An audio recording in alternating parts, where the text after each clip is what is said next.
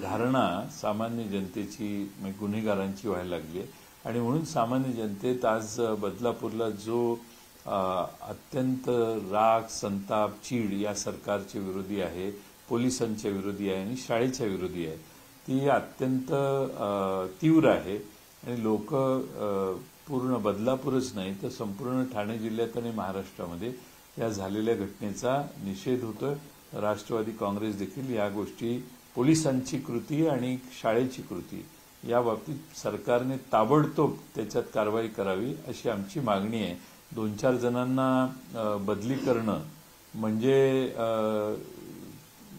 त्या सगळ्या प्रशासकीय कामावर पोलिसांच्यावर आणि शाळेवर शिक्षा झाली असं आम्ही समजत नाही.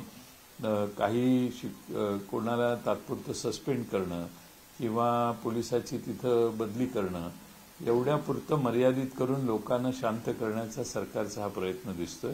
आमचं म्हणणं याच्यात ठोस कारवाई झाली पाहिजे आणि अशा गोष्टी होत असताना सरकारी पोलीस खात्याकडून कृती केली नाही त्याचा जाबही विचारला पाहिजे.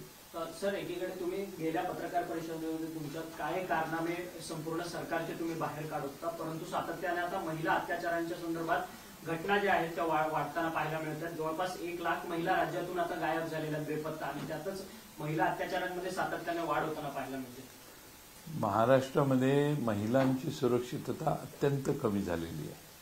नागपूरमध्ये पोलीस स्टेशनमध्ये जर पोलीस जुगार खेळत बसलेले असतील तर मग महाराष्ट्रातल्या महिलांना वाचवण्यासाठी त्यांना संरक्षण देण्यासाठी महिलांच्या विरोधी होणारे जे अत्याचार आहेत गुन्हे आहेत त्यांची कमतरता होण्यासाठी पोलीस कार्यरतच नाही आहेत आणि त्यामुळं महाराष्ट्रात खरी गरज महिलांना आमच्या भगिनींना आहे ती सुरक्षिततेची गरज आहे आणि हे महाराष्ट्र सरकार महिलांना महाराष्ट्रातल्या सुरक्षितता देण्यास अपयशी ठरले हेच यातनं पुन्हा सिद्ध होतं.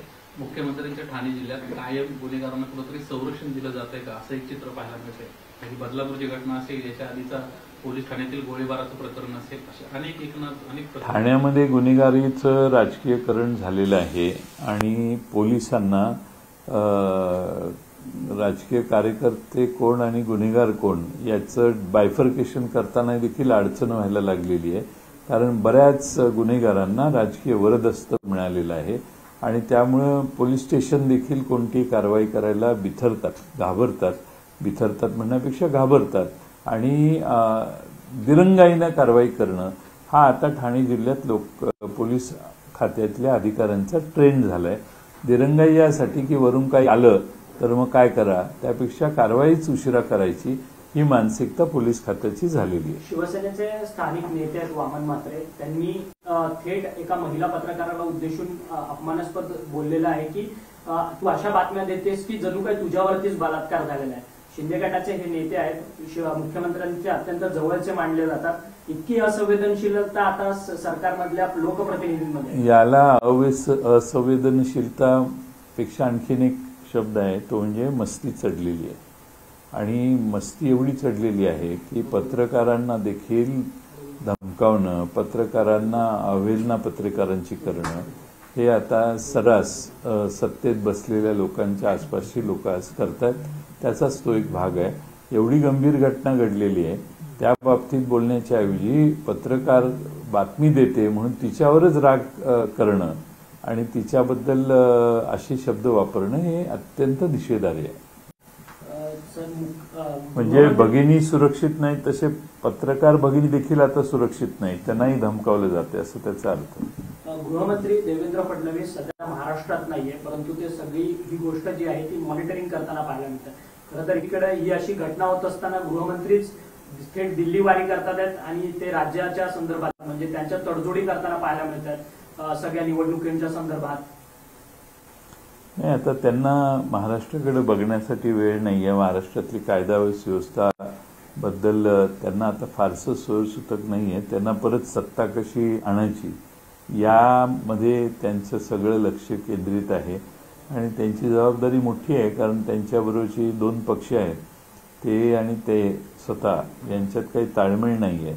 त्यामुळं दिल्ली वारे वाढलेले आहेत. महाराष्ट्रातले प्रश्न, महाराष्ट्रातल्या अशा गंभीर घटना याकडे बघण्यास त्यांना वेळ आहे असं मला दिसत नाही. मुख्यमंत्री लाडकी बहीण योजना 1,500 रुपयात आणली, परंतु आज रोष जिथे झाला बदलापूरमध्ये, तिथल्या महिला नागरिकांचं म्हणणं आहे की या 1,500 रुपये आम्हाला नको आहेत. खरं तर महिला सुरक्षिततेची हमी सरकारने पहिल्यांदा द्यावी, त्यानंतर महिलांना आर्थिक सहाय्य सरकारकडनं दिलं जावं.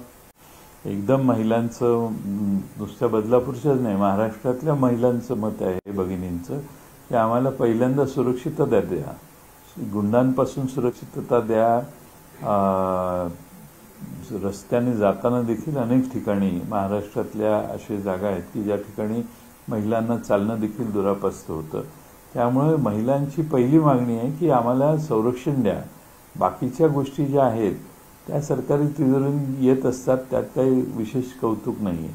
कौतुक काय आहे तर तुम्ही महिलांना सुरक्षितता देत असाल तर ती सुरक्षितता देण्यासारखी कायदा व सुव्यवस्था महाराष्ट्रातली सरळ राखण्यात हे सरकार वारंवार अपयशी ठरते, यात काही शंका नाही. नवाब मलिक ज्या नवाब मलिकांच्या महायुतीमध्ये येण्याच्या संदर्भात स्वतः देवेंद्र फडणवीसांनी आक्षेप घेतलेला होता. अजित पवारांना पत्र देखील हिवाळी अधिवेशनामध्ये लिहिलेलं होतं की हे महायुतीमध्ये कसे बसू शकतात म्हणून, परंतु आता थेट अजित पवारांच्या बाजूला स्टेज शेअर करताना नवाब मलिक पाहायला मिळतात. नाही, असं आहे की भारतीय जनता पक्षाचं काही खरं नसतं. एकदा त्यांनी 70,000 कोटीचा आरोप केला आणि त्याच लोकांच्यावर सरकार स्थापन केलं. आता नवाब मलिक यांच्यावर अतिशय गंभीर आरोप भारतीय जनता पक्षाने केले, आम्ही कोणी नाही केले. NIAचे पण आहेत, परत EDचं, बाकीचे सगळेच इश्यूज त्यांच्या अगेन्स्ट आहेत. आता त्यांच्या बरोबर जी महायुती होणार आहे त्यात नवाब मलिक यांच्या कन्या किंवा नवाब मलिक यांना त्या महायुतीत एक उमेदवार म्हणून संधी देतील असं साधारण काल 2 दिवसात दिसतंय मला. आणि तसं असेल तर ते देवेंद्र फडणवीस आणि भारतीय जनता पक्षाला मान्य असेल असं गृहीत धरू, कारण एवढा मोठा कार्यक्रम केला तो मान्यतेशिवाय थोडी केला असेल. त्यामुळे महायुतीत त्यांना प्रवेश त्यांनी दिला असाच त्याचा अर्थ आहे. मग भाजपने या सगळ्या संदर्भात माफी मागितली पाहिजे का? ज्या पद्धतीने एक वेळ होती की नवाब मलिकांच्या विरोधात संपूर्ण भाजप पेटून उठलेलं होतं, आता त्याच नवाब मलिकांना भाजपने ऍक्सेप्ट केलं, त्यामुळे भाजपने माफी मागावी. हा, म्हणजे याचा अर्थ नवाब मलिक यांच्या विरोधी केलेले आरोप, सरकारी यंत्रणेमार्फत केलेल्या कारवाया या पूर्ण चुकीच्या होत्या असा त्याचा अर्थ होतो. त्यामुळं भारतीय जनता पक्ष काय करते हे बघूया ना आपण, त्याच्यात इतक्यात गडबड करायला नको. उद्या महाविकास आघाडीची महत्वाची बैठक पार पडते अशी माहिती मिळते. उद्या कुठेही बैठक पार पडेल आणि साधारणपणे जागा उद्या पहिल्यांदा बैठक आमची होते महाविकास आघाडीची आणि त्याची काही बैठका होतील. एका बैठकीत काही निष्कर्ष निघणार नाही, पण उद्या मीटिंग होते एअरपोर्टच्या जवळ कुठेतरी होणार आहे. नक्की अजून मला स्थान कळलेलं नाही. महेंद्र थोरवे जे शिंदे गटाचे आमदार आहेत, कर्जत तालुक्यातून येतात आमदार आहेत, ते सुनील तटकरे आणि अजित पवार या दोघांवरही टीका करताना पाहायला मिळतात. ते म्हणतात की राष्ट्रवादीचं नेतृत्व हे धोका देणारं नेतृत्व आहे, विश्वासघातकी नेतृत्व आहे, अशी त्यांची टीका आहे. महायुतीमध्ये जुंपली एकमेकांमध्ये. म्हणजे कोणत्या संदर्भात बोलतात, त्यांना कुठे धोका झाला, कुणी धोका दिला, त्यांच्या विरोधी कुणी काही काम केलं हे महेंद्र थोरवेंनाच माहीत असेल. त्यामुळे महेंद्र थोरवेंच्याकडून त्याची जास्त माहिती घेतली पाहिजे. पण त्यात तपशील कोणत्या कारणासाठी ते बोलले हे मला माहीत नाही. सातत्याने महेंद्र थोरवे म्हणतात की सुनील तटकरे हे महायुतीचा धर्म पाळत नाहीये. सुनील तटकरे आपल्या विश्वासू व्यक्तीला कर्जतमध्ये तयार करतात, त्यांच्याच मतदारसंघामध्ये उभे करण्याकरता. त्यामुळे कुठेतरी असुरक्षितता महेंद्र थोरवेंमध्ये आहे, त्यामुळे त्यांनी विश्वासघातकी नेतृत्व असं टीका केलेली आहे. आता महेंद्र थोरवे हे एकनाथ शिंदे गटाचे उमेदवार असतील, कारण ते तिथे त्यांचे आमदार आहेत. त्यामुळे त्यांच्या विरोधी जे कोणी उमेदवार होणार आहेत त्यांना तटकरेंची मदत होईल अशी शंका कदाचित त्यांना आली असेल. देश विदेशातील प्रत्येक घडामोडींचे लाईव्ह अपडेट मिळवण्यासाठी आता साम टीव्हीच्या सर्व सोशल मीडिया प्लॅटफॉर्मला लाईक, फॉलो आणि सबस्क्राईब करा. तसंच सर्व नोटिफिकेशनसाठी बेल आयकॉन प्रेस करायला विसरू नका.